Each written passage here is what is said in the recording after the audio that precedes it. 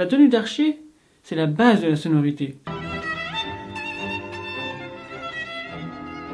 Quand on regarde les violonistes, on remarque qu'ils tiennent leur archet plus ou moins de la même manière. Ce qui était beaucoup moins le cas à l'époque. Pourquoi est-ce ainsi? J'avais parlé plus en détail de cela dans la vidéo sur la mondialisation du violon. Je vous mets le lien dans la description. Quoi qu'il en soit, on remarque que même aujourd'hui, les tenues d'archer divergent d'une personne à l'autre. Gil Shaham a sa main très parallèle à l'archer.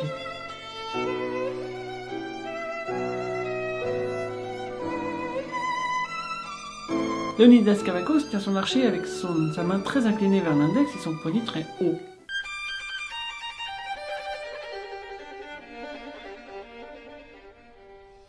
Hilarion tient son archer également incliné vers l'index, un peu moins que Kavakos quand même, mais surtout elle a son poignet beaucoup moins levé que lui, donc elle a son poignet qui est beaucoup plus mobile.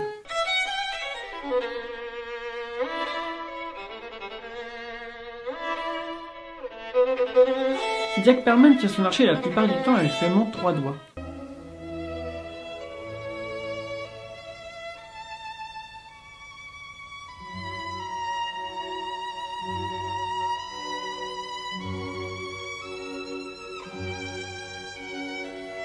Comment donc parler de la tenue d'archer face à toutes ces possibilités? Eh bien dans cette vidéo, nous allons voir ce qu'il faut éviter de faire, car cela reste invariable pour tous les violonistes. La première erreur à éviter, c'est de serrer l'archer dans la main. Facile à dire, mais pas si facile à faire, parce que même si l'archer ne pèse que 60 grammes, il mesure quand même près de 75 cm, et l'équilibre de la main est surtout placé au talon, au niveau de la hausse, et donc pas vraiment au niveau du centre de gravité, qui est plutôt vers le milieu, pas vraiment au milieu parce que le talon est plus lourd que la pointe, mais vers le milieu, plutôt vers ici, donc la main est quand même assez éloignée du centre de gravité. Alors comment faire pour garder notre main souple malgré cela? Alors savoir premièrement que la base de la tenue d'archer c'est la boucle pouce majeur et que les autres doigts viennent simplement se placer autour. Il indique que c'est essentiellement utile au niveau de la pointe pour garder la pression, parce que vu que la pointe est plus légère que le talon et que la main est plutôt vers le talon, tout est vers le talon finalement, donc dès qu'on arrive à la pointe, si on fait rien, on va avoir tendance à avoir le son qui s'allège et donc avoir un trou au niveau de la sonorité, quelque chose qui s'affaiblit puis qu'après, quand on repousse, qui remonte. Donc on ne veut pas quelque chose d'instable, on veut quelque chose de stable, une sonorité aussi lisse que possible. C'est là que l'index va nous aider un petit peu. Et au talon, c'est là que l'auriculaire joue son rôle justement en allégeant un peu le poids de la baguette pour compenser le fait que tout le poids soit réparti vers le talon. La boucle pouce majeur, c'est la fondation, et les autres doigts, en fait, c'est surtout utile pour les extrémités, pour éviter d'avoir des trous de son ou des bosses, avec des accents indésirables quand on tire l'archer.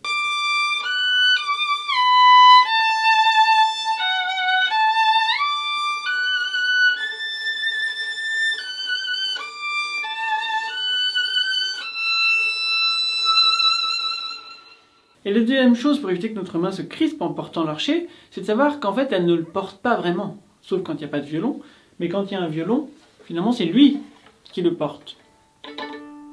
Il est posé. Et même s'il rebondit, l'archer c'est l'archer qui rebondit sur les cordes, en fait c'est pas nous qui le portons. Donc c'est vraiment quelque chose qui se fait naturellement et de lui-même, c'est pas nous qui créons les rebondissements. Donc dans tous les cas, on n'a pas vraiment à porter l'archer quand on est en train de jouer du violon. Mais c'est un réflexe naturel, nous avons peur de faire tomber notre archer, donc nous l'agrippons et on l'empêche ainsi de vibrer. Et finalement, la plupart du temps, l'archer peut rester à la corde. Et quand il rebondit, bien souvent, c'est le bois qui rebondit et non les crins.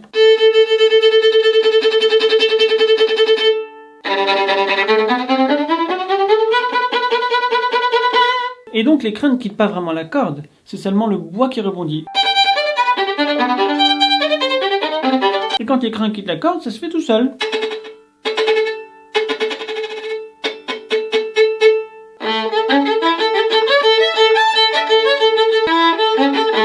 Tout ce qu'on fait, c'est contrôler le nombre de fois où il rebondit et la vitesse à laquelle il rebondit et l'amplitude de rebondissement, etc. La deuxième erreur à éviter, c'est de trop espacer nos doigts sur la baguette. Alors je ne recommande pas non plus la tenue à la russe, avec les doigts collés. D'ailleurs j'en parlais dans ma vidéo sur l'école russe et l'école américaine. Je vous mets le lien dans la description pour que vous puissiez voir un peu les différences. Mais disons qu'avoir les doigts trop espacés, ça crée beaucoup de tension dans notre main. Il suffit de le faire pour s'en rendre compte. Et donc, d'avoir les doigts proches, mais pas non plus collés, c'est ce que je conseille, même s'il y a encore une fois de tout, mais personne n'a les doigts trop espacés. Il y a des gens qui ont vraiment les doigts collés, encore une fois l'école russe, mais l'école américaine ou l'école franco-belge a les doigts quand même assez rapprochés. Après, plus ou moins inclinés vers l'index, mais dans tous les cas, aucune école au monde ne conseille les doigts espacés, parce que d'avoir les doigts trop espacés rigidifie notre main qui devient beaucoup moins tonique et beaucoup moins efficace et agile.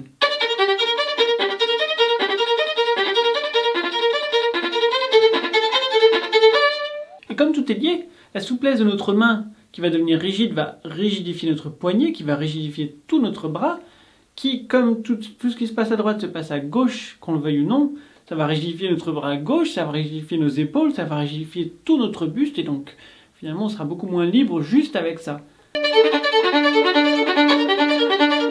Tout est lié et rien n'est anodin, donc c'est vraiment important de penser à chaque détail. Alors pas facile de penser à tout, mais de savoir que tout est lié, finalement, nous enlève un gros fardeau, parce que de penser juste à une chose, à détendre notre main, notre tenue d'archer par exemple, permettra de détendre l'autre côté. Et le fait de respirer détendra l'ensemble, et le fait d'avoir le coude qui pend bien détendra le bras droit, donc finalement tout est connecté, donc c'est pas si difficile une fois qu'on comprend un petit peu. D'ailleurs, si ça vous intéresse, je vous ai préparé une checklist avec toutes les choses à laquelle il faut penser quand on joue. Je vous mets le lien dans la description. La troisième chose à éviter, qui est quand même connectée à la première, donc on disait de ne pas avoir les doigts trop espacés, là on va dire de ne pas avoir les doigts trop pliés. Le fait de plier nos doigts, faites le test, vous verrez que les doigts pliés rajoutent beaucoup de tension dans la main. Les doigts droits rajoutent beaucoup de tension dans la main. Donc en fait, il faut avoir les doigts incurvés, comme naturellement en fait. On est comme ça, on n'est ni comme ça, ni comme ça. Dans les deux cas, c'est très tendu. Donc on est juste naturel, et on essaie de garder cette posture avec l'archer. Donc les doigts incurvés, comme ça. Et pas pliés, ni le pouce d'ailleurs. Souvent je vois des pouces pliés et ça rigidifie beaucoup la paume de la main à l'intérieur. Et comme on disait, toutes ces contractions se communiquent au reste du corps et donc c'est pas une bonne chose. Ça limite beaucoup nos gestes.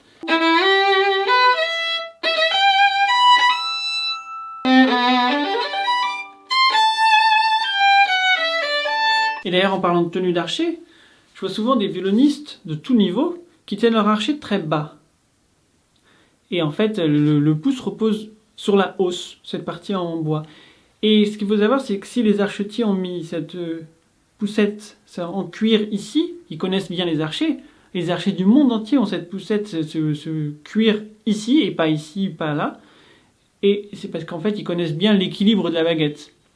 Ils savent très bien qu'un archer, ça se tient ici pour qu'il puisse être manié de façon optimale. Donc si on le tient beaucoup plus haut, comme les baroqueux, qui eux ont un archer différent parce qu'il est beaucoup plus court, donc c'est pas la même chose, mais donc pour un archer moderne, si on tient beaucoup haut, comme on voit certaines personnes, je pense que c'est pas une bonne idée, sauf si encore une fois on joue sur un archer baroque, qui est plus court, mais avec un archer moderne, jouer haut, c'est pas une bonne idée, je pense, et jouer trop bas, comme on le voit encore plus souvent, pour moi c'est pas une bonne chose, parce qu'en plus, ça c'est très angulaire et c'est très dur. Le cuir c'est souple et c'est pas angulaire, donc c'est confortable. En plus d'avoir les bons points d'équilibre. Et encore une fois, on est déjà assez éloigné du centre de gravité de notre archer, qui est à peu près ici. Donc si en plus on s'éloigne encore, bon c'est 15 cm, mais malgré tout, chaque détail compte et chaque petite chose, chaque angle, chaque chose, ça peut impacter notre jeu, ça va impacter notre jeu. Et donc le fait de le tenir ici et non pas ici, ça a plus de confort et on se rapproche encore du centre de gravité. Voilà, j'espère que ces quelques conseils vous auront été utiles. N'hésitez pas à télécharger la checklist pour avoir l'ensemble des conseils, pour avoir tous les éléments à ne pas oublier lorsque vous jouez. Bonne mise en pratique.